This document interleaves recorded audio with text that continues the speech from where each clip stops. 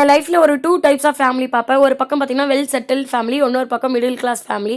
ஒரு பக்கம் இவங்க பார்த்தீங்கன்னா நல்லா சம்பாரிச்சு காரு, வீடு, பங்களான்னு நம்ம சொல்கிற மாதிரி செட்டில் ஃபேமிலியாக இருப்பாங்க. இந்த பக்கம் பார்த்தீங்கன்னா செட்டில் ஆகணுன்னு சொல்லிட்டு காசுக்காக சம்பாரிச்சு ஓடி ஓடி சேர்த்து வச்சுக்கிட்டே இருப்பாங்க.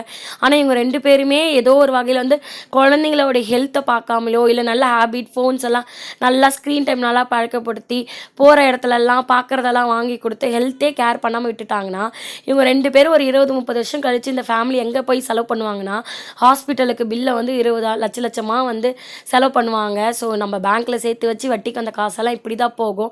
காசு பணம் இன்னைக்கு இருக்கும் நாளைக்கு போகும். பட் குழந்தைங்களோட ஹெல்த் தானே ரொம்ப முக்கியம்.